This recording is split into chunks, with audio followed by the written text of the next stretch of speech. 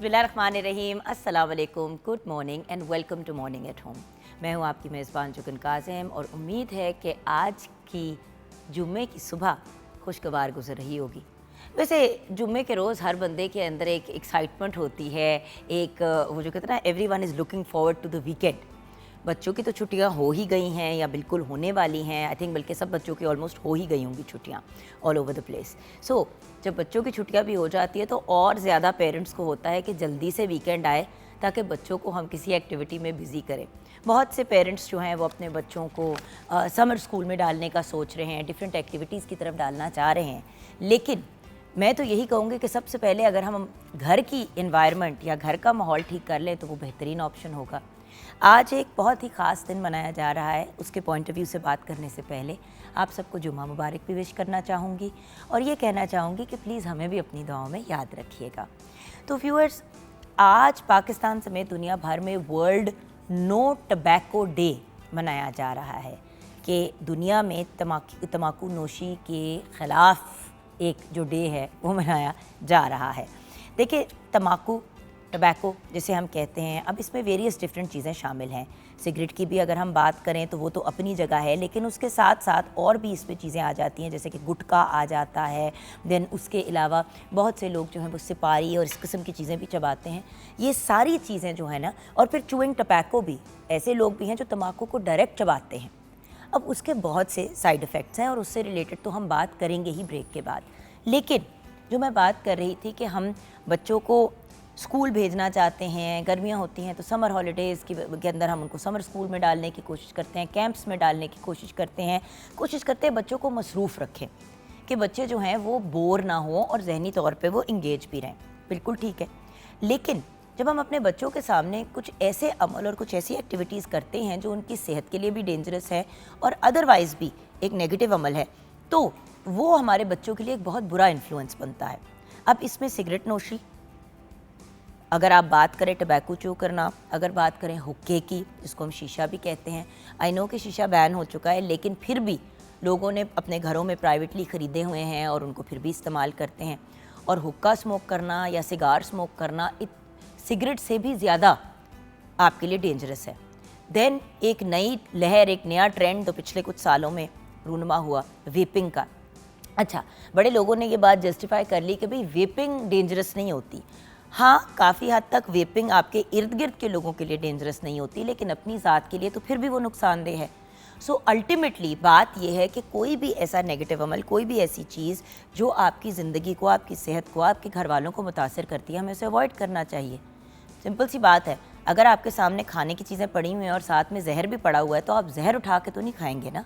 आप वो वाली चीज़ें खाएंगे जो खाने वाली हैं, जो सेहत के लिए डेंजरस है या आपको सूट नहीं करती, या कोई ऐसी चीज़ है जिससे आप एलर्जिक है तो आप उसको हाथ नहीं लगाएंगे। तो अगर आप निकोटीन की, सिगरेट्स की, स्मोकिंग की बात करें तो वो तो हर इंसान के लिए डेंजरस है। कैंसर का एक बहुत बड़ा रीज़न है। माउथ कैंसर की बात करें, लंग कैंसर की बात कर लें। सो क्या हमें आज की दुनिया में 100% तम्बाकू को या सिगरेट्स को बैन नहीं करना चाहिए? ज़रूर करना चाहिए। और ऑफ़ कोर्स सिगरेट कंपनीज़ के ऊपर, बहुत तम्बाकू की जो कंपनीज़ हैं उनके ऊपर बड़े मेजर जो हैं वो रूल्स एंड रेगुलेशंस हैं जो वो लगाए गए हैं कि आप उसको फ़लाँ जगहों पे बेच नहीं सकते, उसके इश्तिहार नहीं टीवी पे चल सकते, हज़ारों चीज़ें हैं। लेकिन उसके बावजूद सिगरेट भी लोग पी रहे हैं, और जो सिगरेट नहीं पी रहे ये सोच के कि हम बड़े हेल्दी लाइफस्टाइल की तरफ जा रहे हैं, वो ई सिगरेट या वेपिंग की तरफ चले जाते हैं। Viewers, world no tobacco day, आज के दिन की जो थीम है protecting children from tobacco industry interference, यानी कि तम्बाकू की जब कंपनीज को कहा गया कि आप सिगरेटें नहीं बेच सकते या बच्चों को नहीं बेच सकते, तो उन्होंने एक बड़ा अमेजिंग सा अल्टरनेटिव निकाला कि चलो भाई ई सिगरेट्स बना लेते हैं। तो वही तम्बाकू की कंपनीज जो पहले सिगरेट्स बेच रही थी, अब वो वेप्स भी बना रही हैं और उन वेप्स को बेचा जा रहा है। और सबसे बड़ी ट्रेजेडी ये है कि इनको क्योंकि ऑनलाइन भी आप ख़रीद सकते हैं, सिर्फ आपने क्लिक करना है कि जी मैं 18 साल से बड़ी उम्र का हूँ। क्योंकि मैंने ये पिछले दिनों ट्राई की, लाइक कल मैंने ना ऑनलाइन चेक किया कि बाय वेप्स ऑनलाइन। अच्छा, जाके जब मैंने चेक किया तो मैंने रियलाइज़ किया कि कोई भी इंसान अपने घर पे वेप की डिलीवरी करवा सकता है। तो और उसी तरह सिगरेट की भी डिलीवरी घरों में हो जाती है। सो अगर सिगरेट और वेप घर पे डिलीवर हो सकता है तो कोई भी बच्चा, कोई भी यंग बंदा 13-14 साल का, 12 साल का ऑनलाइन ऑर्डर करके उसको यूज़ कर सकता है। सो ये भी एक बहुत बड़ा लम्हा फ़िक्रिया है कि जहाँ पे पहले ये था कि बच्चों को सिगरेट नहीं दी जाती थी, आईडी कार्ड मांगा जाता था, व्हाटएवर, वो तो खैर कोई अक्सर बच्चे आके कहते हैं जी अब्बू ने कहा है कि फ़लाँ सिगरेट दे दें, तो दे देते हैं। सो ये चीज़ें एक बहुत बड़ा कंसर्न है और हमें एज अ सोसाइटी इसके बारे में या इससे रिलेटेड एक्शन लेना होगा। बाहर के मुल्क में आज भी वहाँ पे भी सिगरेट अभी भी पी जा रही है, लेकिन बच्चों को और यंग लोगों को सिगरेट नहीं दी जाती है, आपका आईडी कार्ड चेक किया जाता है। सो यहाँ पे हम क्यों नहीं इन चीज़ों को बेहतर तरीके से इम्प्लीमेंट करते, ये एक इम्पॉर्टेंट चीज़ है और इसमें एक बहुत बड़ा हाथ है पेरेंट्स का। अक्सर माँ या बाप कह देते हैं बेटा जाओ अंदर से जाके मेरे लिए सिगरेट पकड़ लाओ। अब अगर एक बच्चा जाके अपनी माँ या बाप के लिए लेता है सिगरेट, दुकानदार देख रहा है कि अंदर गाड़ी में माँ बैठी हुई है, दे दी, एक दफ़ा दे दी, 2 दफ़ा दे दी, अगली बार वो चेक भी नहीं करेगा। अब वो बच्चा अपने लिए ले रहा है या माँ अब्बा के लिए ले रहा है, किसको क्या पता। सो व्यूअर्स, ये चेक्स एंड बैलेंसेस हमने भी रखने हैं और अगर इस किस्म के नेगेटिव अमल में कोई पड़ा भी हुआ है घर में तो वो फिर खुले आम सारी फैमिली के साथ सबके साथ बैठ के इस तरह से ना करें, क्योंकि बाहर के ममालिक में भी जो लोग वेप करते हैं, सिगरेट पीते हैं, वो घर के बाहर खड़े होकर सिगरेट वगैरह पीते हैं, अपने घरों के अंदर भी नहीं पीते। आपको पता है कि बाहर के ममालिक में जिन घरों से सिगरेटों की बू आती हैं या जो स्मोकिंग हाउसेस रह चुके होते हैं, उनको जब आप बेचने के लिए जाते हैं तो उनकी मार्केट वैल्यू कम हो जाती है कि भाई ये तो स्मोकिंग हाउस था। क्यों? क्योंकि वो जो कार्बन मोनोऑक्साइड निकलता है सिगरेट की स्मोक में से, क्या आपको पता है कि अगर कोई इंसान स्मोकर है और वो किसी नॉन स्मोकर के साथ बैठा हुआ है, सिगरेट के धुएं की बात कर रही हूँ, तो वो धुआं या सिगार हो गया या शीशा हो गया, इन सब के केस में जब आप स्मोक करते हैं और वो धुआं जो है इर्द गिर्द बैठे हुए लोगों के कपड़ों से भी लग जाता है। तो अगर आप अपने बच्चे को प्यार करते हैं या गोद में उठाते हैं तो उसके जो लेफ़्ट ओवर असरात हैं वो बच्चा भी उससे सफ़र करता है। सो इसीलिए तो कहते हैं कि अगर सिगरेट किसी ने पिए तो अपने हाथ धो के और पॉसिबली आउटडोर में जाके पिएं, और अगर किसी बंद जगह पे पिएं तो कपड़े शपड़े भी चेंज करें। सो व्यूअर्स, जब इतनी एहतियातें बरतनी हैं उस चीज़ के लिए जो वैसे ही आपके लिए सेहत के लिए नुकसानदेह है, तो उसको यूज़ करना या यूटिलाइज़ करने का क्या फ़ायदा। और इस साल की थीम बेसिकली बच्चों और नौजवानों को इसलिए फोकस कर रही है क्योंकि देखें यूथ की पॉपुलेशन स्पेशली पाकिस्तान के पॉइंट ऑफ व्यू से देखें तो माशाल्लाह हमारी 60 से 70% अवाम जो है वो है ही यूथ। अगर 60 से 70% अवाम को ही हम रोक लेते हैं स्मोकिंग से तो फिर अगली जनरेशन्स भी इससे बच जाएंगी। सो ये अंडरस्टैंड कराना कि ये कितना ख़तरनाक है। और व्यूअर्स, आप देखें कि तकरीबन 1.2 मिलियन नॉन स्मोकर्स भी शामिल हैं जो तम्बाकू नोशी से रिलेटेड बीमारियों में मुब्तला हैं। यानी कि हर साल अगर 8 मिलियन अफराद पूरी दुनिया में तम्बाकू नोशी की मामला डिफरेंट बीमारियों और इश्यूज़ की वजह से मुतासर होते हैं, तो तकरीबन 1.2 मिलियन नॉन स्मोकर हैं जो पैसिव स्मोकिंग की वजह से, जैसे कि घर में अंकल लाइक अब्बू स्मोक करते हैं, वो स्मोकर हैं, बाकी जो सारे कमरे के अंदर बैठे हुए हैं वो भी उससे मुतासर हो रहे हैं। तो 1.2 मिलियन यानी कि 12 लाख लोग इस दुनिया में ऐसे हैं जिनकी कोई गलती नहीं है, बस वो वहाँ बैठे हुए थे जहाँ पे सिगरेट पी जा रही थी बार बार। सो इनहेल जो करता है वो तो नुकसान पहुंचा ही रहा है, लेकिन जब वो धुआं निकालता है तो उससे ज़्यादा नुकसान वो आसपास के बैठे हुए लोगों का कर रहा होता है। अब ज़रा सोचिए कि आपकी एडिक्शन, आपकी बुरी आदत की वजह से आपके पूरे घर के लोग मुतासिर हो रहे हैं। मुतासिर सिर्फ इस हद तक नहीं कि वो तंग हो रहे हैं, मुतासिर इस हद तक कि जानलेवा बीमारियों में मुब्तला हो रहे हैं। और व्यूअर्स, आजकल के ज़माने में जहाँ पे आपको पता है कि हर किस्म के मेडिकल इश्यूज़ में लोग मुब्तला हो रहे हैं, ऑलरेडी जो हमारी फ़िज़ा है सांस लेने के काबिल नहीं रही, तो जब इतने नुकसान ऑलरेडी चल रहे हैं उसमें जब सिगरेट स्मोकिंग भी डाल देंगे तो क्या हाल होगा हमारा। सो स्पेशली हम लोग जो Pakistan, India, south Asia, Bangladesh, Sri Lanka के एरियाज़ में रहते हैं, उनको ख़ास एहतियात करनी चाहिए। उनको तो बल्कि 100% इस चीज़ को अवॉइड करना चाहिए, क्योंकि ऑलरेडी आपकी जो हवा जिसको आप अंदर ब्रीद कर रहे हैं उसमें इतने पोल्यूटेंट्स हैं, तो क्यों आप अपने लंग्स को, अपने मुंह को, अपने गले को एक कैंसर का गढ़ बनाना चाहते हैं। इसी नोट पे आइए किचन की तरफ बढ़ते हैं, जहाँ पे शेफ़ सैयदा नूर हैदर हमारे साथ हैं। 042992000648 हमारा फ़ोन नंबर है। मॉर्निंग एट होम हमारा फेसबुक का पेज है। अस्सलाम वालेकुम। वालेकुम सलाम, कैसी हैं आप? ठीक हैं, खैरियत से हैं? बिल्कुल ठीक नूर जी, जुम्मा मुबारक। आपको भी बहुत बहुत मुबारक। अच्छा नूर, ये बताइए कि जो हम बात कर रहे हैं अभी, देखिए अक्सर लोग ये सोचते हैं और कभी कहें भी घर के बड़ों को कि जी सिगरेट तो छोड़ दें, तो आगे से जवाब ये होता है कि भाई अपने फेफड़े जो है वो सड़ा रहा हूँ ना, तुम्हें क्या है।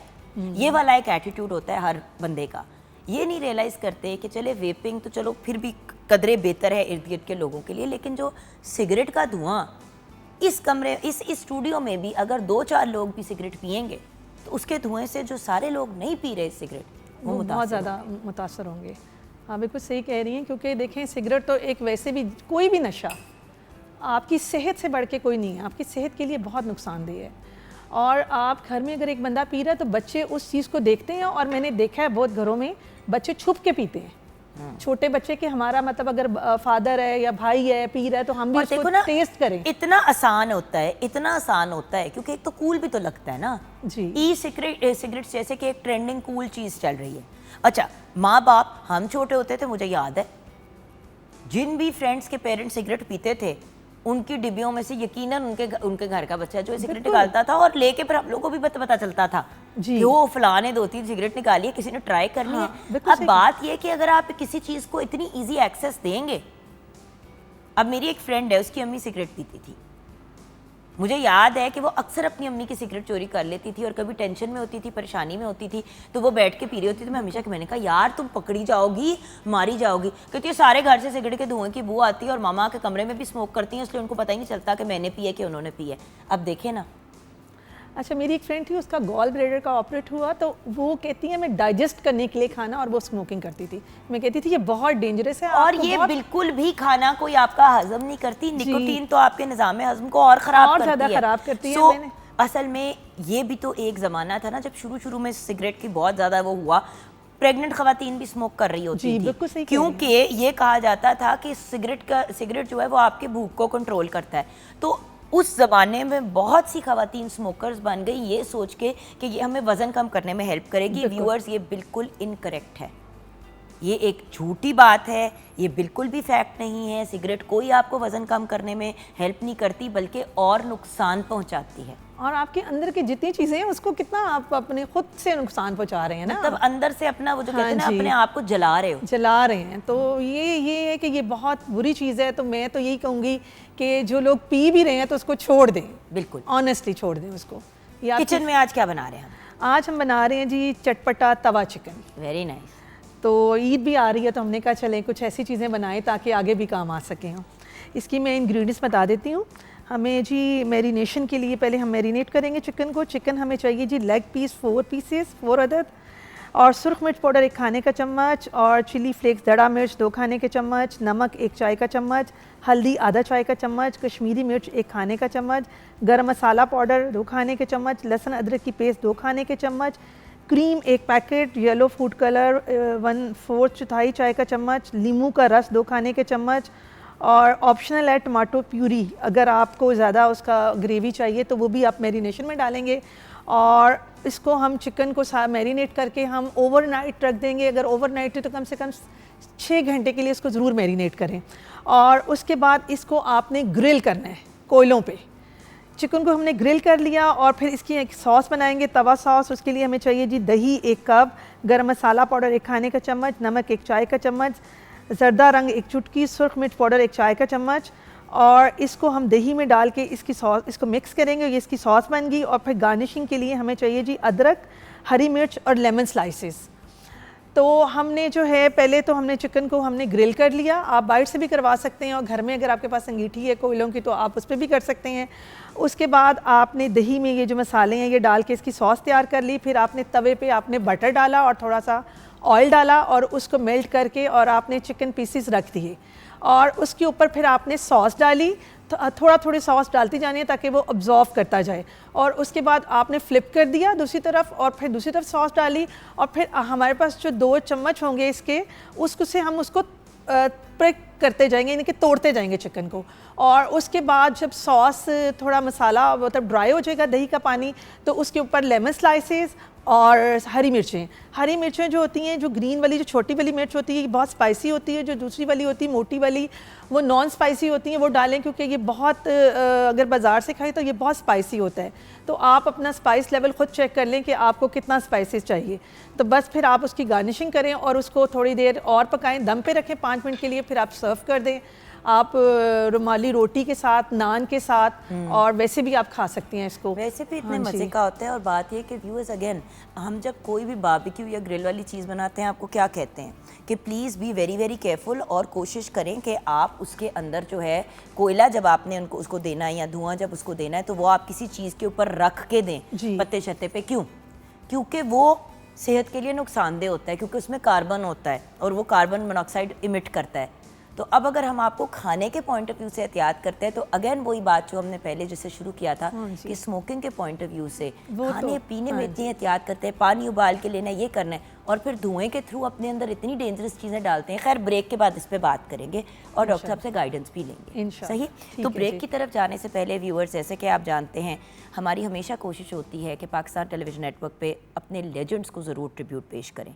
आज 31 मई है और एक ब्रिलियंट और फिनोमिनल मल्टी डायमेंशनल पर्सनैलिटी की आज डेथ एनिवर्सरी है। हम याद कर रहे हैं इनायत हुसैन भट्टी साहब को। भाई, आपकी तारीफ़ में क्या क्या मैं कहूँ। Film maker, actor, columnist, playback singer, producer, director, social worker और स्कॉलर भी। आपने अपने फ़नी करियर का आगाज़ तो किया था फेरे से, जो एक बड़ी अमेजिंग मूवी थी, और फिर आपने फिल्म हीर और लाड़े समेत 500 से ज़्यादा फिल्में 500 से ज़्यादा फिल्मों के लिए 2500 के करीब गाने भी गाए। सोचें, मतलब इतने बड़े फैक्ट्स एंड फिगर्स है कि ज़बान ही लड़खड़ा जाती है बात करते हुए। यानी कि 500 फिल्मों के अंदर आपने 2500 के करीब, यानी कि 2500 के करीब गाने गाए। इसके अलावा 50 से ज़्यादा उर्दू और पंजाबी फ़िल्मों में भी आपने एक्टिंग की। सूफ़ी कलाम गाने में भी आप कमाल हासिल रखते थे। उसके अलावा पीटीवी से सूफिया कराम से मुंसलिक एक बहुत अमेजिंग प्रोग्राम उजाला भी आपने पेश किया। आपकी डेथ 31 मई 1999 को हुई। तो आज हम इनायत हुसैन भट्टी साहब को याद करते हुए ब्रेक की तरफ जा रहे हैं। अल्लाह पाक आपके दर्जात को बुलंद फरमाए, आमीन।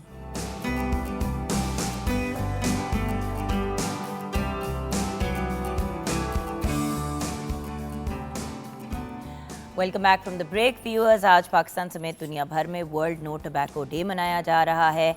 इस साल की थीम है protecting children from the tobacco industry, यानी कि बच्चों को बचाया जाए तम्बाकू की इंडस्ट्री से।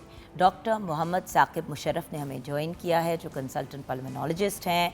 क्योंकि इनका ताल्लुक़ ही सांस और सांस से रिलेटेड बीमारियों से है, तो ये हमें बेहतरीन गाइडेंस दे सकते हैं कि ये जो कमरे में बैठ के अब्बू जी स्मोक कर रहे हैं, बच्चे खेल कूद रहे हैं और सिगरेट एक बंद कमरे में चल रही है और कार्बन मोनोऑक्साइड घूमता जा रहा है कमरे में, इसके क्या साइड इफ़ेक्ट्स हैं।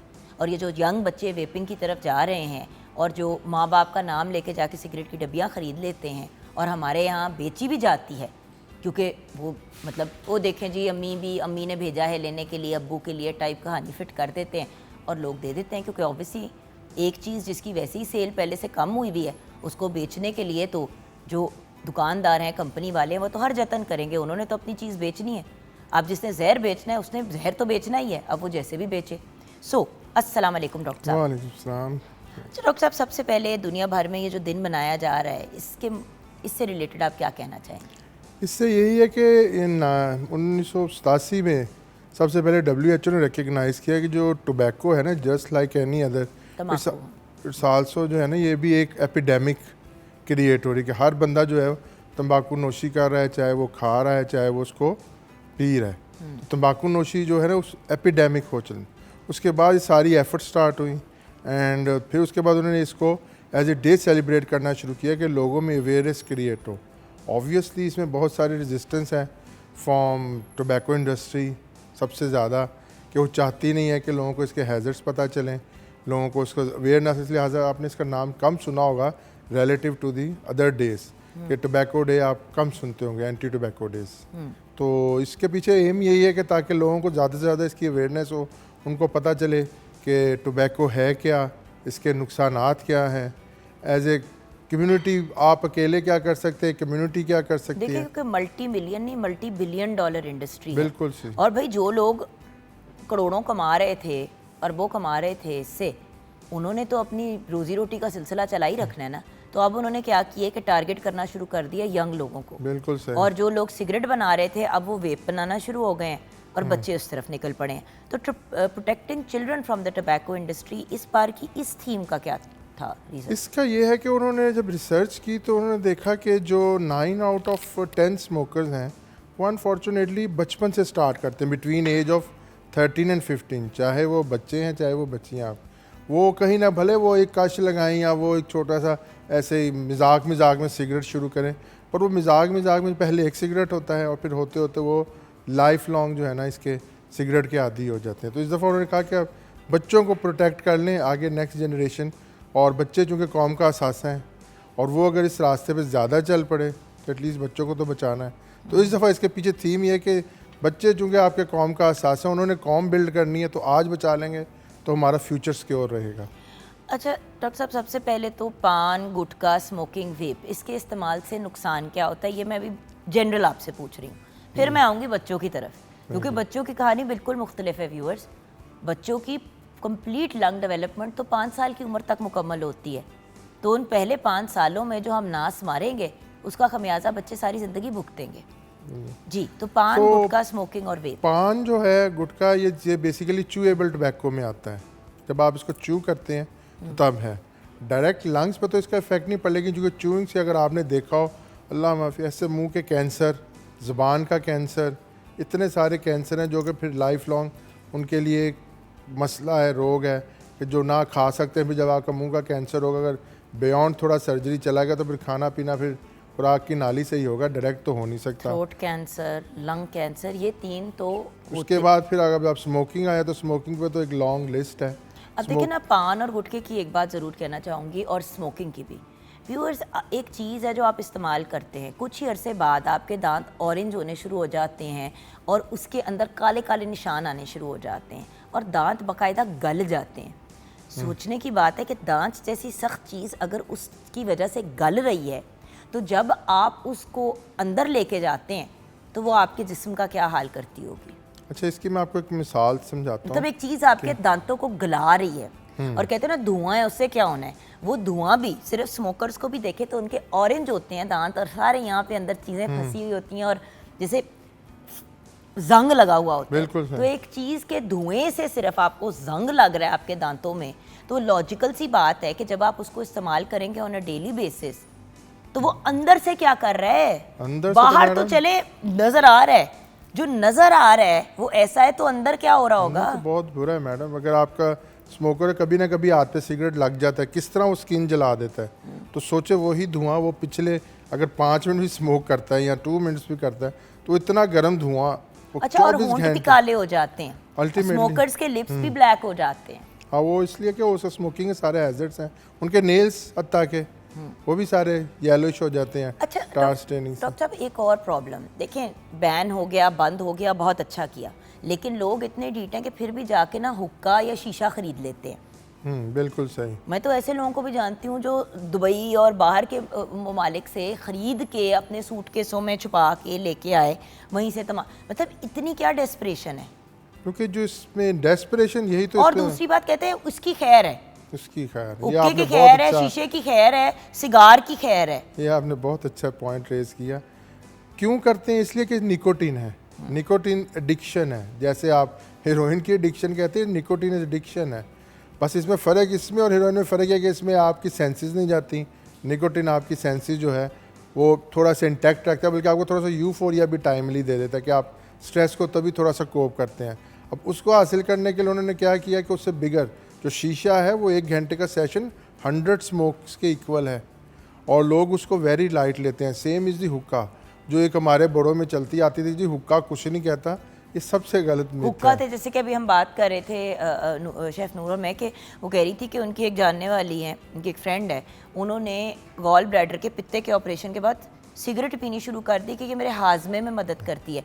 ये जो टबैको इंडस्ट्री ने ज़्यादती की थी ना हम सब के साथ, औरतों को, मेरी अम्मी की जनरेशन, मैं अपनी अम्मी को यही कहती हूँ कि ममा समझ नहीं आती हैं कि मतलब ये जो आंटियाँ साथ बैठ के सिगरेट पी रही होती हैं बच्चों के, इनको एहसास नहीं है। कहती है बेटा हम उस जनरेशन से हैं जहाँ पे ये कहा जाता था कि सिगरेट से आपको भूख कम लगती है, प्रेगनेंसी में आप स्मोक कर सकते हैं, कोई मसला नहीं है, एक पूरी जनरेशन है यंग लोगों की जो इस दुनिया में आए, जिनकी माएँ स्मोकर्स थी, जिनकी वजह से उनको हज़ारों मेडिकल इश्यूज़ हैं। ये 1950s में एक्चुअली ये चली थी, पूरी दुनिया में स्मोकिंग के फ़ायदे गिनाने शुरू किए। ये वही टाइम था जब माँ के दूध को बुरा कहना शुरू हो गए थे और कहा था कि डब्बे के दूध का इस्तेमाल करें, क्योंकि वो क्योंकि देखे कंपनियों ने तो अपना मंजन बेचना था, उन्होंने तो अपना बेचना और बड़े कामयाब हो गए। अब उसी के आफ्टर इफेक्ट्स हैं जब हम देख रहे हैं कि लंग कैंसर बढ़ गया, बाकी कैंसर भी जो बढ़ गए। अच्छा, लेकिन डॉक्टर साहब लोग कहते हैं कि जो वेप का धुआं है वो डेंजरस नहीं होता और बच्चे सबसे ज़्यादा वेप की तरफ जा रहे हैं, तो इस पे हम बात करते हैं ब्रेक के बाद, क्योंकि व्यूअर्स ये एक बड़ी इंपॉर्टेंट चीज़ है अंडरस्टैंड करने की। वो सारे लोग जिन्होंने सिगरेट छोड़ दी और वेप की तरफ आ गए, तो कितना को आपको उसका फ़ायदा हुआ ये भी डॉक्टर साहब हमें बताएंगे। And at the same time vaping की वजह से अब क्या प्रॉब्लम्स आ रही हैं, क्योंकि यंग बच्चे इवन माँ बाप भी कहते हैं खैर है वेप ही पी रहे छੱਡ देगा, बिल्कुल सही भाई वो उसकी लत लग जाती है तो बच्चे फिर नए से नए वेप और अजीब अजीब चीजें भरे हुए वेप्स भी ढूंढने शुरू कर देते हैं, वो फ्लेवर उसमें जाना शुरू हो जाता है। तो ब्रेक की तरफ बढ़ते हैं। ब्रेक के बाद जब वापस आएंगे तो ये जानेंगे ये वेप जो एक बड़ी कूल चीज़ बन गई है और उसके साथ साथ उसके अंदर अब फ्लेवर्स और पता नहीं क्या क्या चीज़ें इंट्रोड्यूस कर दी हैं कि हर तरीके से उसको एक अपीलिंग चीज़ बना दी है। बिल्कुल तो वो उसमें प्रॉब्लम क्या है ये ब्रेक के बाद जानेंगे।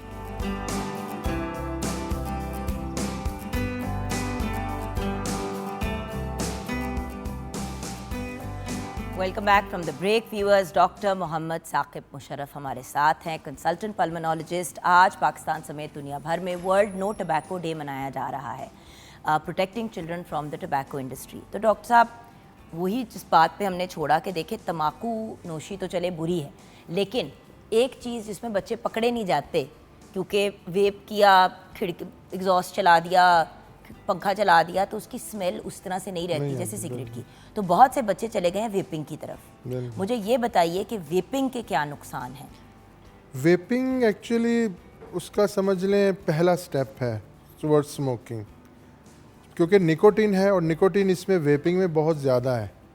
अगर उसमें आपका फॉर एग्जांपल 0.5 मिलीग्राम निकोटीन है तो वेपिंग में तो आप 5 मिलीग्राम भी ले सकते हैं अगर आप एक कार्ट्रिज एक दिन में ख़त्म कर रहे हैं। So vaping is too much dangerous कि वो ज़्यादा आपको निकोटीन डिपेंडेंट बना रही है। और बात यहाँ नहीं रुकती, बात है उसमें जो आपके एडिटिव्स हैं वो लंग इंजरी कॉज कर सकते हैं। उससे जब लंग फेफड़े ख़राब होंगे तो फिर वहाँ से फिर एक ना ख़त्म होने वाला सिलसिला है। और एक उसमें केमिकल इस्तेमाल होता है फॉर्मेल्डिहाइड, ये यूजुअली कैंसरस है। ये जब हम डेड बॉडीज़ प्रिजर्व करते हैं तो ये उसमें इस्तेमाल होता है, उसमें उसके ट्रेसेस इस्तेमाल होते हैं। तो फॉर्मेल्डिहाइड इज़ आल्सो जो है ना कैंसर कॉज करता है।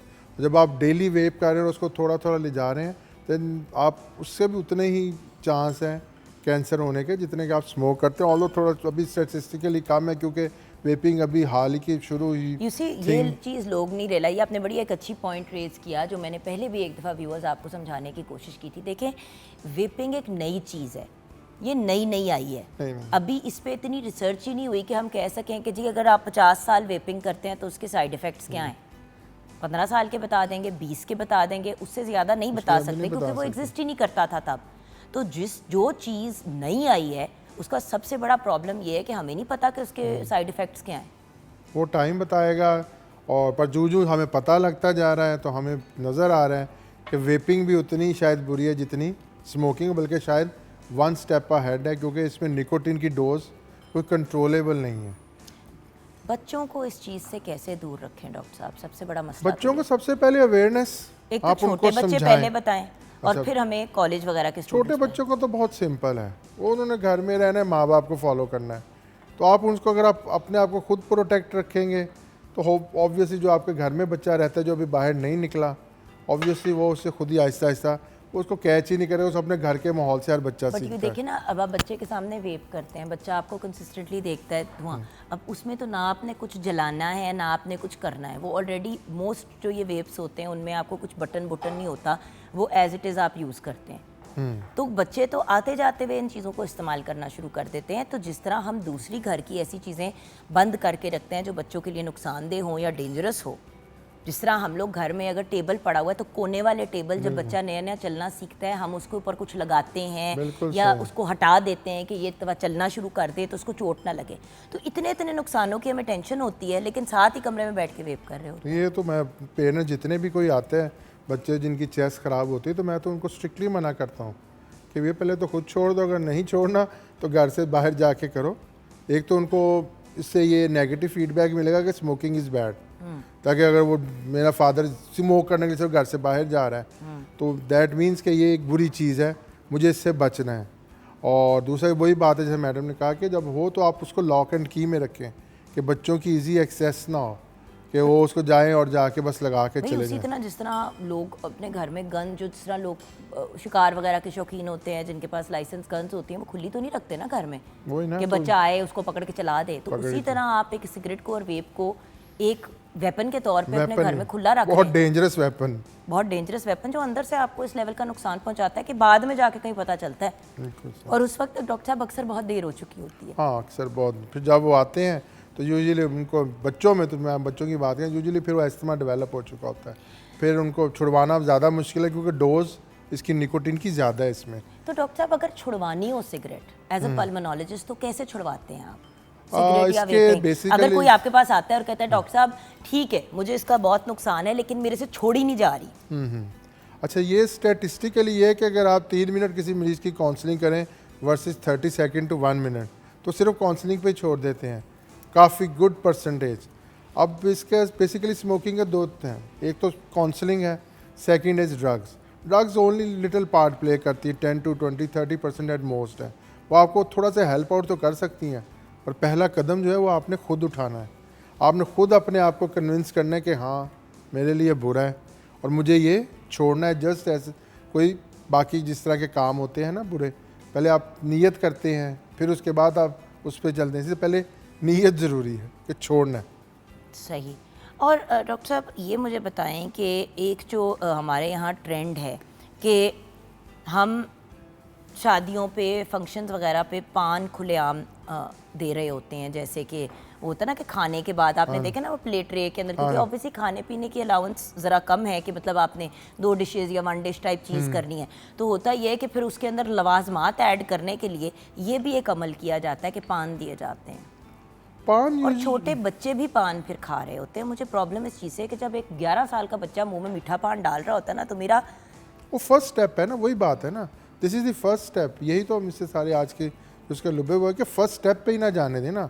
आज वो एक मीठा खाएगा, कल लाजमी होते होते अल्टीमेटली वो तंबाकू वाले पान पे आ जाएगा। अगर उसको उसकी लत पड़ गई ना कुछ पान खाने की, तो आप उस पहले स्टेप पे ही ना उसको जाने दें। अच्छा डॉक्टर साहब, एक और बड़ा मसला है कि आजकल जब भी हम चेक करते हैं हवा की क्वालिटी को, तो हमेशा लाल के अंदर आ रहा होता है और ये आता है कि भाई ये सिगरेट, ये सांस लेने के काबिल नहीं है अभी हवा। तो जब सांस लेने के ऑलरेडी काबिल नहीं है हवा, और उसमें जब एडिशनल स्मोकिंग वगैरह होती है, तो किस किस्म के मसले अब आपके सामने आ रहे हैं एज अ डॉक्टर? कैसे कैसी जो लेटेस्ट जो आ रहा है वो पोल्यूशन ही आपके 7 ईयर्स जो जिसका है, बल्कि 1950 में इस लंदन में उसको ग्रेट स्मॉग ऑफ लंदन कहते हैं, उसमें 15,000 डेथ्स डॉक्यूमेंटेड हैं। तो यहाँ पे भी अब आहिस्ता आहिस्ता चूँकि नया है और लंग तेज़ी से लोगों के ख़राब हो रहे हैं, बड़े पेशेंट आते हैं ड्यूरिंग स्मॉग सीज़न कि जब बढ़ती है, उसके ऊपर अगर आप स्मोकिंग का लोड डालेंगे तो ऑब्वियसली वही बात है कि ये तो आज से 10 साल बाद पता लगेगा कि स्मोकिंग और स्मॉग ने फिर क्या किया, मैं भी कोई नई डिजीज़ का नाम दे दूँ तो बहुत जल्दी लंग्स ख़राब कर देंगे। तो लिहाजा जो भी मेरा पेशेंट होता है या जनरली मैं सबको कहता हूँ कि पोल्यूशन को शायद हम जाने से नहीं रोक सकते अभी, पर स्मोक को तो रोक सकते हैं ना। तो एटलीस्ट एक फैक्टर तो छोड़ो, बाकी दूसरे को फिर ऐसा ऐसा वो भी उस पर हम काम कर लेंगे। लेकिन वही वाली चीज़ है ना डॉक्टर साहब, इंसान जब तक मसला बर्बाद नहीं होता, ख़राब नहीं होता, तब तक हम लोग बाज नहीं आते, जब तक कोई सीरियस सवियर प्रॉब्लम ना हो जाए। एक और चीज़ जो मैं बहुत ज़्यादा देख रही हूँ वो ये है कि बच्चे जो है ना वो वेपिंग को यूज़ कर रहे हैं फॉर वेट लॉस। इस पे भी ज़रा गाइडेंस दे दें। बहुत से यंग बच्चियाँ स्पेशली जो सोशल मीडिया से बहुत इन्फ्लुएंस्ड हैं। अच्छा, दूसरा प्रॉब्लम है कूलनेस का element. Coolness basically sir weight loss इतना जितना कूलनेस, ये जो एक आपने जो सोशल मीडिया जिसने कूलनेस इसको बना दिया ना कि जी वो वेप कर रहा है और इतने उससे ऐसे ऐसे अच्छे डिज़ाइन और फ्लेवर्ड आ गया और उसके बाद कलर्स उसमें आ गए। तो जो कूलनेस को बच्चे जो होते हैं ना वो कूलनेस से ज़्यादा अट्रैक्टिव होते हैं कि हाउ इट लुक्स, वो कूलनेस के पीछे चलते हैं। एंड देन फिर उसका थोड़ा सा निकोटीन है आपके वो सिंपैथेटिक सिस्टम को थोड़ा एक्टिव करता है, थोड़ा सा वेट लॉस तो होगा उससे थोड़ा सा जाहिर बात है, पर वो वेट लेकिन लॉस वो जो कुछ उसके लम्हों लंग्स के है, लिए ही होता है, वो कोई एक लॉन्ग टर्म सोल्यूशन नहीं लॉन्ग टर्म है। सोल्यूशन नहीं। और दूसरे उसके साथ जो आप अपने लंग्स को और अपने ब्रेन को एक बुरी चीज़ का आदी बना रहे हैं और जो उसका नुकसान कर रहे हैं, दैट इज़ फार मोर, बहुत बहुत ज़्यादा है बनस्बत एक हार्डली 3, 4, 5 kg लिखा हुआ, इससे ज़्यादा वेट लॉस नहीं होता स्मोकिंग से। तो उसके लिए पीछे आप इतना कुछ करें। सो बेसिकली हमने अपने आप को एज सेफ एज़ पॉसिबल लेके चलना है। अगर आपका कोई फाइनल मैसेज है हमारे व्यूअर्स के लिए तो प्लीज़ हमारे व्यूअर्स के साथ शेयर करें। वो यही कि अपने बच्चों को आज केयर कर लें, बचा लें, तो इंशाल्लाह आगे भी वो ठीक रहेंगे। उनका ध्यान रखें कि व्हाट दे आर डूइंग, वो स्मोक तो नहीं कर रहे या क्या उनकी एक्टिविटीज़ हैं, तो उस पर थोड़ा सा ध्यान रखें जैसे हमारे बड़ों ने हम पे रखा था। ये ना कि अगली जनरेशन फिर हम स्मोक को लूज़ कर बैठें। So this is the message कि प्रोटेक्ट योर चिल्ड्रन, अपने बच्चों की हिफाजत करें। देखिए हम सब अपने अपने बच्चों की अगर हिफाजत करेंगे तो बाहर वालों को ये नहीं करना पड़ेगा ना। बाहर के ममालिक में बड़ा रेयर होता है कि कोई बच्चा जाके पंगा करने की कोशिश करे और कहे कि जी मुझे सिगरेट की डब्बी दे दें फ़लाँ के लिए, क्योंकि नहीं देते। जानने वाले भी होते हैं तो नहीं देते। वो कहते हैं जी हमारे कैमरे लगे हुए हैं, आईडी पहले चेक कराओ। बिल्कुल सही। तो बच्चों को नहीं देते। तो हमारे यहाँ बच्चे इसलिए इतने दलेर हैं क्योंकि दूसरे एंड पे भी चेक्स एंड बैलेंसेस नहीं है। लेकिन अगर बच्चों को पता है कि ये क्रिमिनल ऑफेंस है, ये बात गलत है, आपने नहीं करनी, और प्लीज़ अपने बच्चों को इन कामों के लिए ना यूज़ करें। घर का राशन, दूसरी चीज़ें मंगाने के लिए बिल्कुल ठीक है, जायज़ है, लेकिन बच्चों के हाथ सिगरेट मंगवाना, पान मंगवाना, गुटखा मंगवाना, आप एक ऐसा दरवाज़ा खोल रहे हैं जो फिर आपके खुद के लिए बंद करना बहुत मुश्किल हो जाएगा।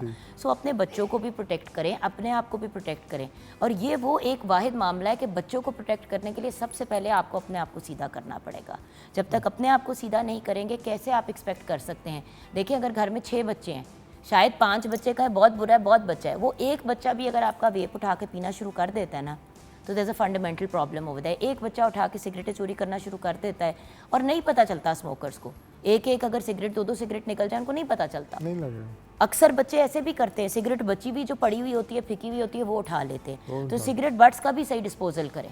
And more than anything else, cigarette ना पिएं। ये सारी चीज़ें, सिगरेट, हुक्का, सिगार, वेप, गुटखा, पान, ये सारी चीज़ें सेहत के लिए डेंजरस हैं। चबाना भी, पान भी, जो मतलब ऑल ऑफ दीज थिंग्स, इनके साइड इफ़ेक्ट्स हैं। सो बात यह कि एक हैप्पी हेल्दी ज़िंदगी गुजारें, अपने आप को पॉजिटिव एक्टिविटीज़ में इन्वॉल्व करें। और जो लोग कहते हैं कि हम स्मोकिंग एंग्जाइटी की वजह से करते हैं या टेंशनों की वजह से करते हैं, तो फिर माहिर नफ्सियात के पास जाएं जो इसका प्रॉपर इलाज है। और माहिर नफ्सियात आपको गाइड करेगा कि कौन सी मेडिसिन और कौन सी चीज़ का इस्तेमाल करें। अपने अंदर जहर डालना क्योंकि दिमाग नहीं आपके काबू में आ रहा, ये भी अपनी ज़ात के साथ ज़्यादती है जो इवेंचुअली सिर्फ आपको नहीं दूसरों को भी नुकसान पहुंचाती है। इस नोट पे हम ब्रेक की तरफ जाएंगे। ब्रेक के बाद कुछ म्यूज़िक, कुछ हल्ला गुल्ला, बल्कि कुछ सुनते हुए ही ब्रेक से वापस आएंगे और कुछ दिल की बातें करेंगे। डॉक्टर साहब का बहुत बहुत शुक्रिया। Thank you madam. मिलते हैं ब्रेक के बाद।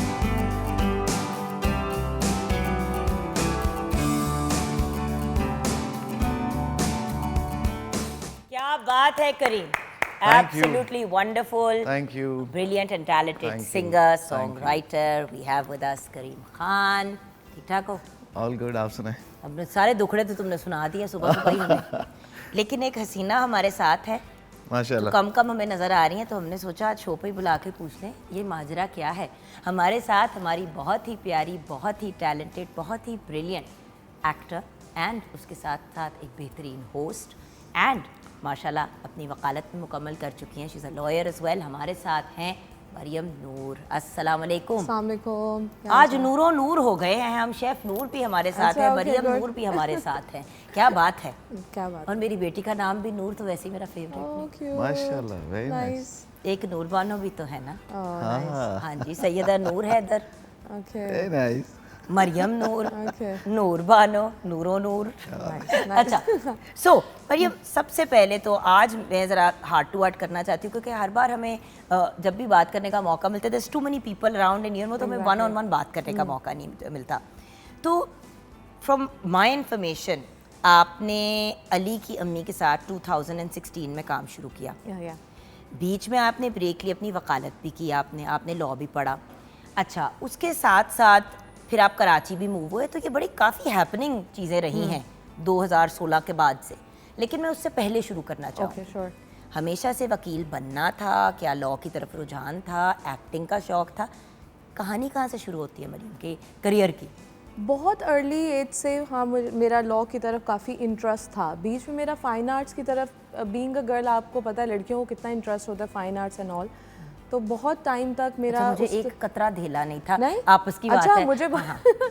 मैंने ज़्यादा ऑब्जर्व किया कि लड़कियों को होता है, तो मुझे लगा कि वो एक नेचुरल चीज़ है कि मेरा उस तरफ रुझान था, अभी भी बहुत है पेंटिंग की तरफ। तो एक टाइम तक मुझे था कि मैं उसी तरफ जाऊंगी, लेकिन साथ साथ लॉ के लिए भी बहुत ज़्यादा इंटरेस्ट हो गया, तो वो हमेशा से मेरा लॉ की ही तरफ रुझान रहा। और मैंने अपनी अच्छा, बट लॉ की इंस्पिरेशन किससे आई?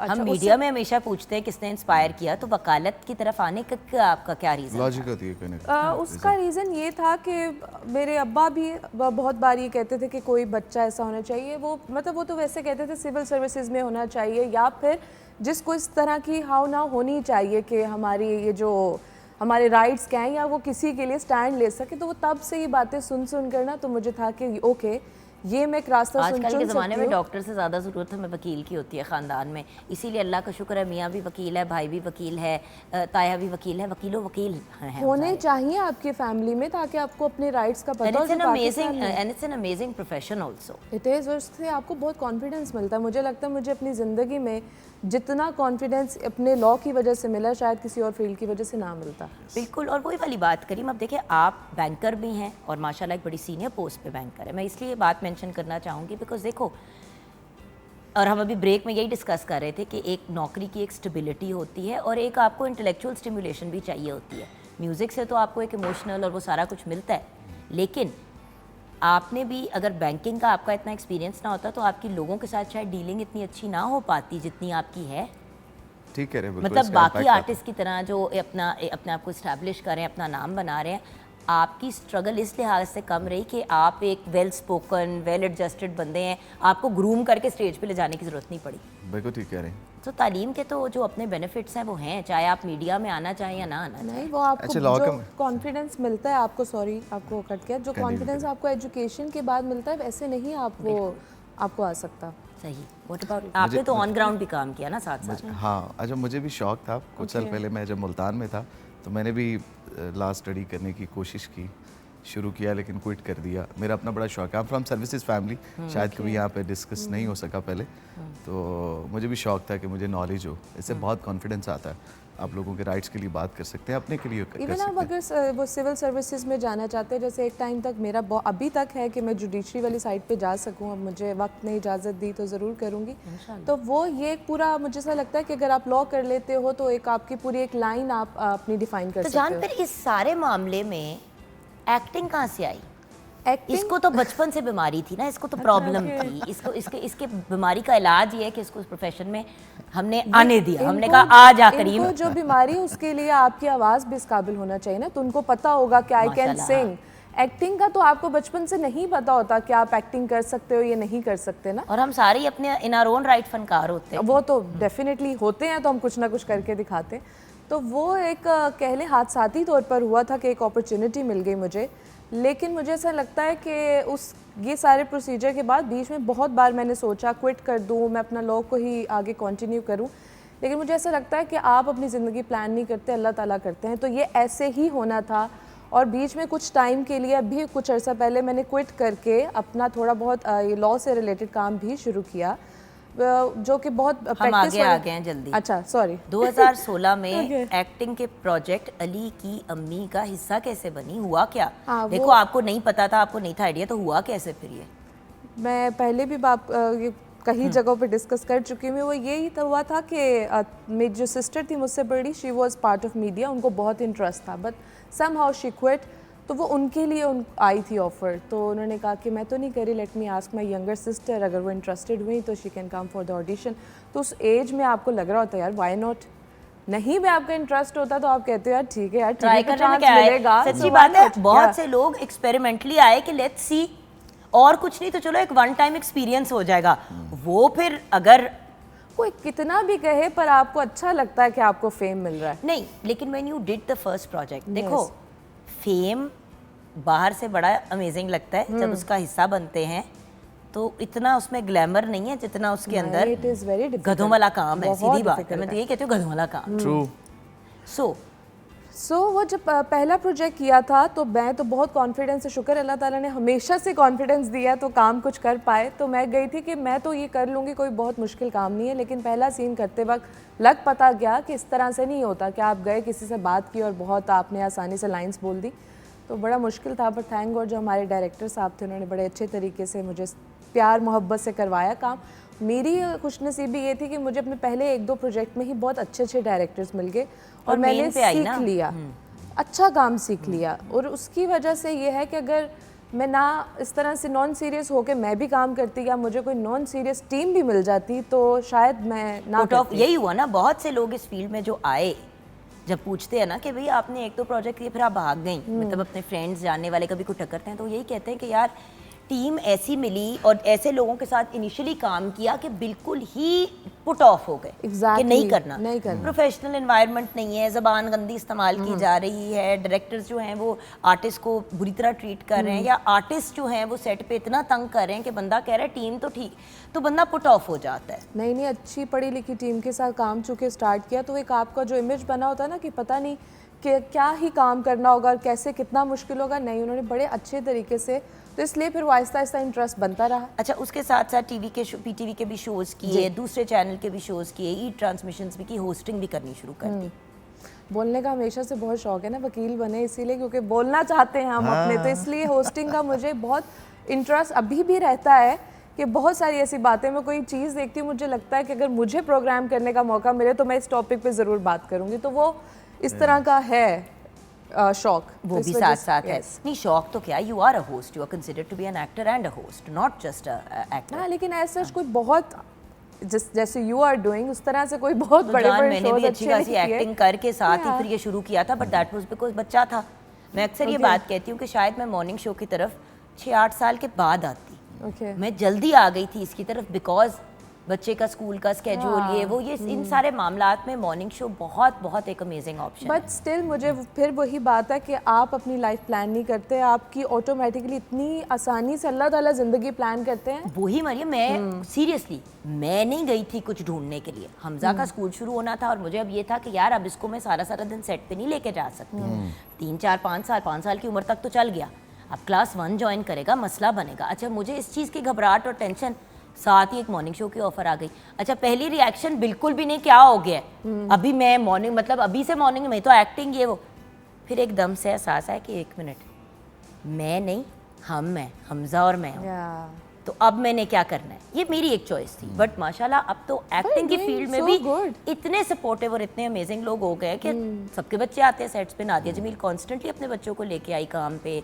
सारा कुछ किया, मैं भी हमजा को लेके गई, तो अब तो बहुत बेहतर हो गई है सिचुएशन, अच्छी टीम्स पे। Still you doing very good, आपके इसमें इतना अच्छा आपने अपना करियर बना लिया तो सेकंड थॉट देने की बात ही नहीं है इसमें। True, but the point is one thinks ना for a second, so then you took a break. जब आपने ब्रेक ली तो बड़े लोगों ने कहा आए हाय, यही तो प्रॉब्लम होती है पढ़ी लिखी लड़कियों की, वो भाग जाती हैं फील्ड छोड़ के। कुछ ये भी थोड़ी बहुत बातें हुई, फिर आपको क्लियर करनी पड़ी कोई 10 जगह पे जाके कि भाई पढ़ाई के ऊपर थोड़ी तवज्जो दे रही हूँ मैं। सिर्फ ऐसा नहीं सुनने को मिलता, ये भी सुनने को मिलता है कि आपने 1-2 प्रोजेक्ट किए, उसके बाद शायद आपको काम ही नहीं मिल रहा, आपको आता ही नहीं था। जब पहला प्रोजेक्ट किया, बहुत कोई मुझे अच्छी एक्टिंग तो नहीं आती होगी, तो बहुत सारे लोगों ने देख के कहा भी ये मत करो, तुम नहीं कर सकती, ठीक है। आज वही लोग तारीफ भी करते हैं। तो उस टाइम पे उनको ऐसा लगा कि शायद मुझे मिल नहीं रहा तो मैंने छोड़ दिया है, ठीक है, मैंने अपना शौक़ पूरा कर लिया। बट उसके लेकिन साथ साथ मैंने अब जो इसमें शोज़ वगैरह हैं वो मीनवाइल कह लो 6 महीने के गैप से 8 महीने के गैप से कुछ ना कुछ चलता ही रहा। अच्छा, then again you did a project in 2018। Yes, उसका बताओ मुझे। उसके बाद भी सेम जो टीम थी, पढ़ाई खत्म हो गई थी, पढ़ाई ऑलमोस्ट खत्म हो गई, 19 में मेरा कंप्लीट हुआ था लॉ, तो ऑलमोस्ट कंप्लीट हो चुकी हुई थी। अब इजी हो गई थी ना अपने काम में, समझ आ गई थी कि क्या है क्या नहीं है, तो हाँ वो काफ़ी हद तक। तो फिर ये जो मुझे भी प्रोजेक्ट भी ऑफर हुआ था, ये भी लाहौर में ही था, कराची की टीम थी, वो यहाँ आकर कर रहे थे और that was the same team almost. तो उन्होंने मुझे फिर करवाया सरमद के साथ। तो जब मैंने सरमद का नाम सुना था, आई वॉज कि नहीं, I want to work with him, के बड़ा नाम सुना, इज़ अ गुड डायरेक्टर, तो वो फिर मैंने कहा नहीं, I don't want to miss it. But 2019 में कराची शिफ्ट हो गई। हाँ, कराची, बिकॉज वो आप सुनते हैं ना कि जो लोग लाहौर में काम कर रहे होते हैं, वो सब के लिए है कि आप कराची जाएंगे तो आप स्टार बनेंगे, वरना बस कभी कभी आप काम करेंगे। और ये ऐसा है भी ऑनेस्टली कि मतलब मैं कभी कम्प्लीटली शिफ्ट नहीं हुई, मैं जाती थी और वापस आ जाती थी, लेकिन मेरे साथ मैंने अपनी जर्नी जब देखती हूँ तो मुझे ऐसा लगता है कि खुद अल्लाह ताला ने स्टेप बाय स्टेप अरेंज की शायद मेरे लिए चीज़ें। मैं बहुत अरसे से ये सुन रही थी कि अच्छा एक प्रोजेक्ट कर लिया उसके बाद कोई प्रोजेक्ट नहीं, क्योंकि लाहौर में कम होते हैं, तो अब क्या होगा, कराची चले जाओ, कराची चले जाओ। तो मुझे खुद ब खुद कराची से कॉल आ गई। वो वजाहत हैं जिनके साथ मैंने फ़र्स्ट अली की अम्मी प्रोजेक्ट किया था, उन्हीं का ड्रामा था। तो इट वाज लाइक कि कराची आ जाओगे आप? मैं कहा व्हाई नॉट, कि लोग कह रहे हैं चले जाओ, यहाँ तो ऑफ़र आ गई तो मैं चली जाती हूँ। वो फिर जब मैं कराची गई फिर तो आपने वही किया ना जो मैंने किया, जाती Okay. आती रही, क्योंकि हाँ, अक्सर लोग जाती कहते हैं आती आप कराची नहीं रहती। मैंने कहा मैं कभी 1.5 साल कराची रही थी सिर्फ, okay during my marriage and when I was expecting Hamza, और वो शादी की वजह से मैं रही थी, काम Okay. की वजह से नहीं। Right. उसके बाद मैं कभी भी कराची में जाके रही नहीं। I love Karachi, I think Karachi is great, but I am so Lahori कि अगर मुझे मुश्किल कभी होता भी है। ये महसूस होता ना कि मैं किसी और, भाई मैं कनाडा छोड़ आई, भाई मैं कनाडा छोड़ आई अपने लाहौर के लिए। So I love this country and I love all the cities, but Yeah. देखो जहाँ बंदा पैदा होता है ना, एक आपकी अटैचमेंट आपकी मिट्टी बुलाती है आपको। और आपका घर भी होता है, जो आपका वहाँ कंफर्ट जोन है। आप एक नई जगह जाके प्रॉपर वैसा सेटअप एकदम से इसको नहीं भी कर बड़ी सकते। दफा लोगों ने कहा कि यार कराची में ट्राई कर ले, प्लेबैक सिंगिंग का तो गढ़ बन गया अब कराची। बिल्कुल ऐसे ही है। मैं भी इसको यही कहती हूँ, बट एक बात है, मेरी मानने वाली बात है, हम तीनों लाहौरी हैं एक तरह से, राइट? बेसिकली आई एम मेरी birth from Multan but brought up but you are नीम लाहौरी, बड़े तो यहाँ हुए हो ना। तो बात ये है कि एक तो हम लोग settle, I don't know why, Lahore की हवा जैसे ही लगती है ना, चाहे इस्लामाबाद से भी आ रही हूँ, कहते हैं हाँ ठंड पै गई। It really feels, Lahore feels like मामा टू मी। हाँ, ऐसा मतलब ही मामा तो मामा है ना, लेकिन लाहौर भी मामा है। मेरे अब्बा जी ना बड़े तरीके से ऐसे ही, एजुकेशन चल रही थी, मुल्तान ले गए कि चलो यार काफ़ी टाइम हो गया, वहाँ कोई दावत शावत करते हैं। तीसरे दिन ट्रक ट्रुक भरे और रिटायरमेंट ली उन्होंने, सामान लेके वहाँ पहुँच गए। मैंने कहा ये क्या कहता, हम लाहौर छोड़ दिया। उनका ख़ानदान वहाँ पे था, उनके लिए शायद वो चीज़ें रिटायरमेंट एज वहाँ पे एंजॉय करना चाह रहे थे, लेकिन मैं बड़ा वो, मैंने बैग उठाया, घर यहाँ पे भी था, 1 महीना यहाँ रहा अकेला, समझ ना आया क्या करूँ। फिर खैर वापस गया, खैर वो अल्लाह को प्यारे हुए, तो जब तक वो हयात थे मैंने उनकी खिदमत की। उसके बाद फिर मैं लाहौर आ गया। बट वही वाली बात है ना करीम, कि अल्टीमेटली मैं ये फील करती हूँ कि हमारी इंडस्ट्री को अब इतना इवॉल्व कर जाना चाहिए जिस तरह हॉलीवुड हो चुका है।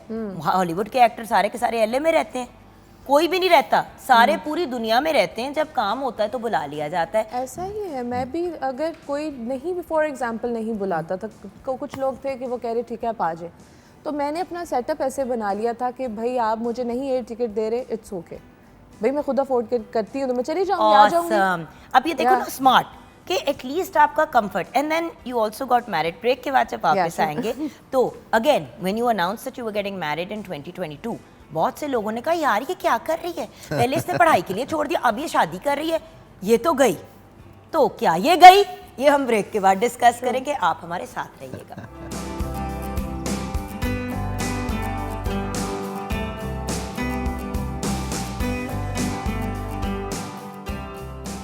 Welcome back from the break viewers. आज के हमारे गेस्ट दोनों ही बड़े प्यारे और ऑसम लोग हैं। हमारे साथ मरियम नूर भी हैं और हमारे साथ करीम खान हैं, लेकिन किचन में भी तो एक नूर है, और क्या उन्होंने चीज़ें तैयार कर ली हैं, ये सबसे बड़ा सवाल है। जी हमारा तवा चिकन भी रेडी है, सैलड, साथ रायता और मिंट चटनी खाने के लिए रेडी है। वंडरफुल। अच्छा शेफ़ नूर, मुझे बड़ी खुशी होती है देख के कि अब जो ये वाली जनरेशन है यंग लोगों की, ये लोग शादी भी हर चीज़ ना अपने हिसाब से अपने टाइमलाइन के मुताबिक फ़ॉलो कर रहे हैं, मीडिया का टाइमलाइन नहीं फ़ॉलो कर रहे। पहले याद है बड़ी बड़ी फिल्म स्टार्स, एक्टर्स वगैरह शादियाँ ही नहीं करते थे, इसलिए कि हमारा करियर ख़राब हो जाएगा, क्योंकि उनके जो सीनियर्स और मेंटर्स होते थे वो उनको मना करते थे कि ना ना ना ना ना तेरी शादी होगी तो फिर तुम्हारा काम खत्म हो जाएगा। हाँ जी। और उसी के बरक्स लड़कों की शादियां भी होती थी, फैमिलीज होती थी, उनकी वाइफ्स, उनके बच्चों के साथ तस्वीरें भी आती थी, अखबारों में भी आती थी, लेकिन कोई कुछ नहीं कहता था। तो ये एक बड़ी अनफेयर प्रैक्टिस थी, जो अब आई एम ग्लैड कि आप जैसे यंग लोगों ने मरियम इस ट्रेंड को ही चेंज कर दिया कि भाई क्या मतलब नॉर्मल आपकी जो अपनी लाइफ है, फैमिली लाइफ से बढ़ के तो कुछ नहीं है नहीं, ना उसका जिंदगी काम में। से क्या ताल्लुक है। एग्जैक्टली, और उसका कोई ताल्लुक भी नहीं होना चाहिए। बिल्कुल ठीक है।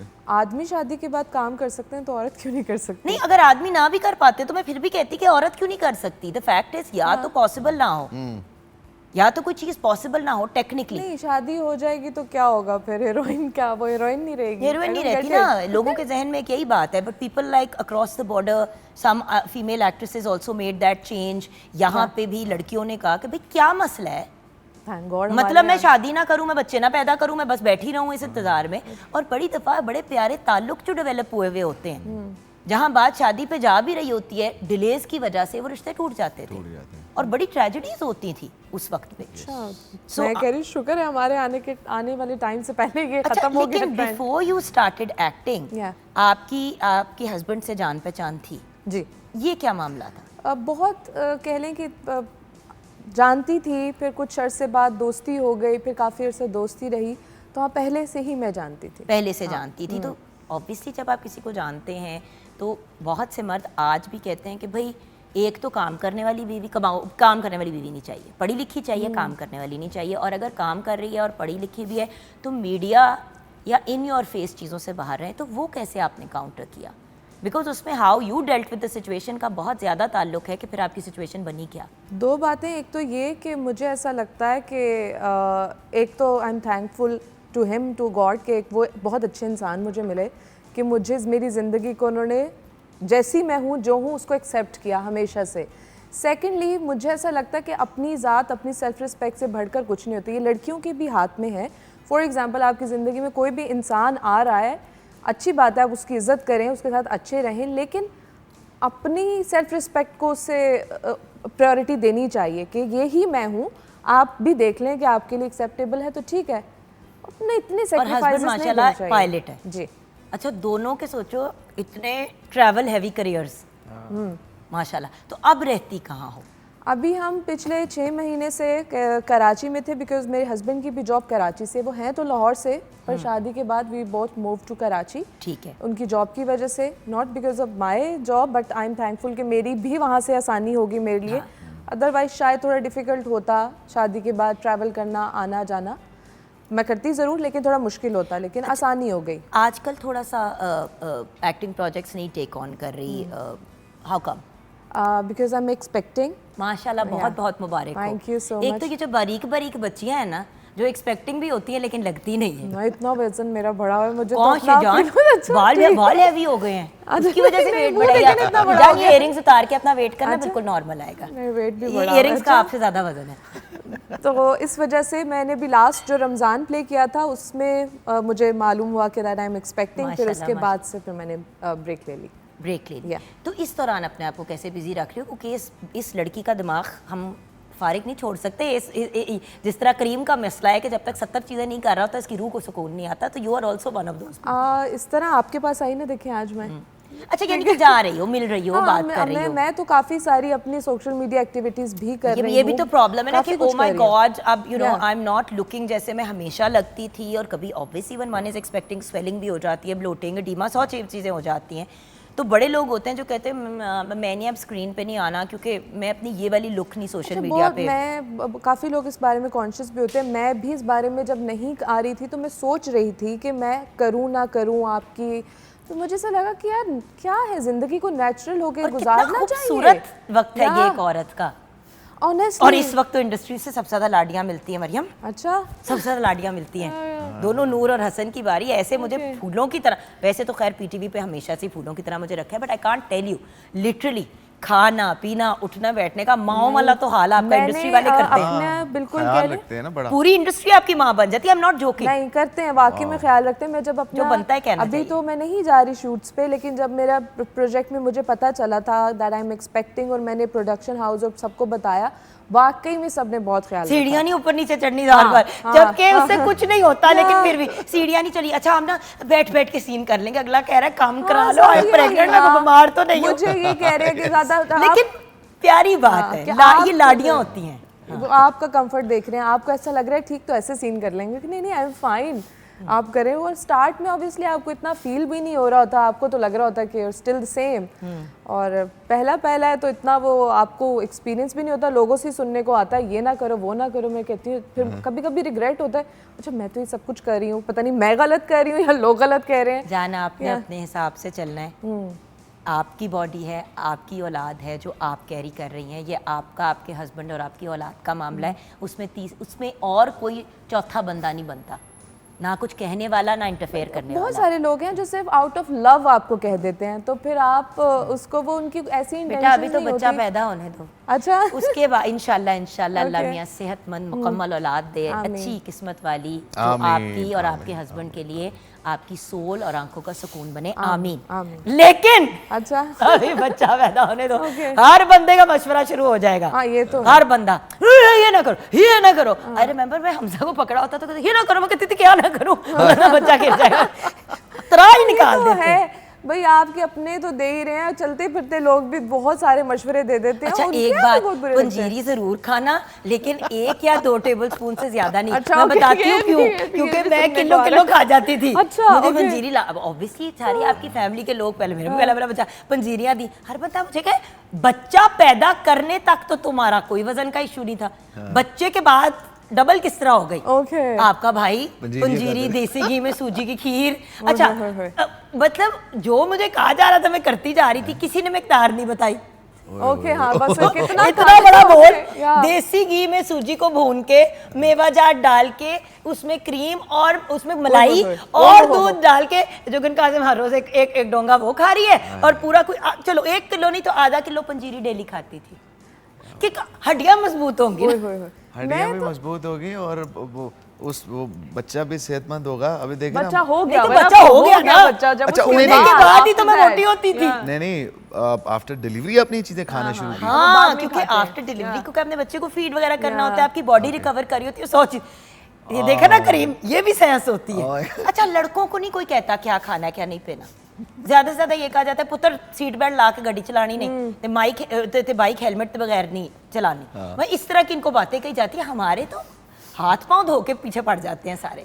ऐसे तो तो कहते नहीं हैं फिर पूरी पैरों- जिम्मेदारी है बच्चे अच्छा पैदा सबसे करने में। पागलों वाला मशवरा जो अभी तक मिला है, कोई ना कोई पागलों वाली एडवाइस या कोई ना कोई अजीब बात तो किसी ने कही होगी जो देख के कहा होगा हैं सीरियस। बहुत सारे ऐसे होते हैं, मतलब अजीब अजीब सी बातें अक्सर लोग कह देते हैं। मुझसे उससे ज़्यादा ना मुझे सबसे बुरी बात ये लगती है, चलते फिरते और इवन आपके जानने वाले ना प्रिडिक्ट करना शुरू कर देते हैं कि है क्या भाई, जो भी होगा बाहर आ जाएगा, और आप क्यों बता रहे हैं? हाँ, मुझे लग रहा है। अच्छा एक और चीज जो हर बंदा जाके पेट पकड़ लेता है, सारी आंटियां, सारी आंटियां, सहेलियां, अच्छा बच्चा लेके आ रहे, देखो इनके पेट में बेबी है, बच्चा आपके पेट पे तबला बजा रहा है किसी का, और आप कह रहे हो कि यार मैं ये होता। अभी तक मुझे किसी ने इस तरह हाथ नहीं लगाया, अल्लाह का शुक्र है। थोड़ी सी लेकिन ये डाडी जो हो तुम मरियम।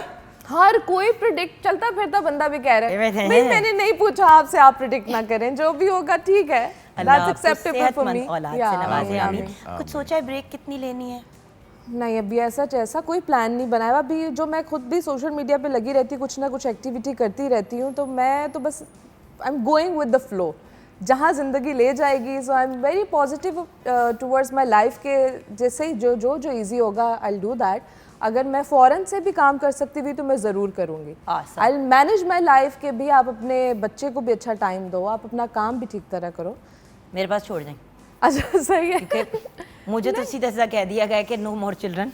तो अब जिसने अपने बच्चे मुझे हैंड ओवर करने प्लीज कर दे, ये मैं ओपन चैलेंज दे रही हूँ प्लीज, क्योंकि मुझे तो रौनक वाले और बेबी टॉय मुझे के होते हैं, यम्मी यम्मी होते हैं। अच्छा बस कर दो ना, चूंकि लाइव शो है, बस कर, लेकिन बस आप कर। जैसी और बहुत सारे लोगों की जो जिनके बच्चे हैं और उन्होंने अपना करियर को कंटिन्यू किया, वो हमारे लिए एग्जांपल्स हैं कि भाई ऐसा नहीं है कि आप मतलब एक माँ की बहुत जिम्मेदारी होती है, अभी से आपका होता है। लोग इस फील्ड में बच्चे कम पैदा करते हैं, वो कहते हैं यार एक काफ़ी है काम और बच्चा उठावा। अल्हम्दुलिल्लाह अल्लाह का करम है, 2 मेरे स्टेप किड्स हैं, फिर मेरे अपने बायोलॉजिकल 3 बच्चे हैं, और अल्लाह का शुक्र है। वही वाली बात ना, हस्बैंड की सपोर्ट है, फैमिली की सपोर्ट है, और जिधर भी काम करती हूँ वो इतने सपोर्टिव हैं कि जब सारे साथ खड़े हैं तो इशू क्या है। मुझे तो लोग लड़ते हैं कि हसन और नूर को ले आया करो ना, अगर कभी बाहर आउटडोर की शूटों में, इसलिए नहीं लेके जाती कि बच्चे तंग हाँ, हों। बच्चे तंग होंगे।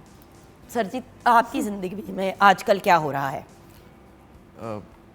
आर्टिस्ट की लाइफ में क्या होता है, काम होता है और क्या नहीं, होता ड्रामा भी बहुत होता है आर्टिस्ट की लाइफ में। है? वो ड्रामा वो मैंने कई दफ़ा सिफारिश की है, लास्ट शो में भी कहा था कि मेरी अल्लाह ने शक्ल दी है कि थमन पे टीवी ड्रामे ची चांस दवा दो।